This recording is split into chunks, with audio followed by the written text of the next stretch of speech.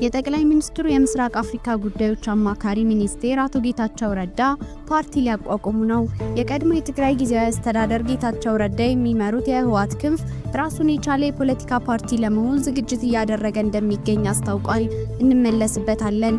የግብጽ ፕሬዝዳንት አልሲሲ እና የሱዳኑ አልቡርሃን በአባይ ተፋሰስ የውሃ ደህንነት ላይ መወያየታቸው ተገለጸ። በዚህ መረጃ ላይ ጠለቅ ያለ ዳሰሳ ስለምናደርግ አብራችሁን ቆዩ። የኦሮሚያ ክልል ትራፊክ ደህንነትና ቁጥጥር ዋና መምሪያ ትናንት ህይወታቸው ባለፈው የቀድሞ የስልጤ ዞን አስተዳዳሪና በአሁኑ ሰዓት የማዕከላዊ ኢትዮጵያ ክልል ገቢዎች ቢሮ ኃላፊ የነበሩት የአቶ አሊ ከድር ህይወት ህልፈት ምክንያት ያለውን መረጃ ለህዝብ አሰራጭቷል። እንመለስበታለን። ውጭ ዜና በየመን የስደተኞች ማዕከል ላይ በአሜሪካ ተፈጸመ በተባለው ጥቃት የሞቱ ኢትዮጵያውያን እንዳሉ ተሰማ።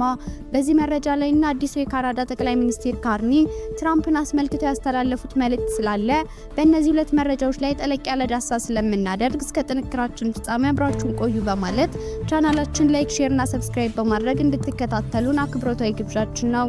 አሁን በቀጥታ ወደ ዝርዝሩ እንውሰዳችሁ።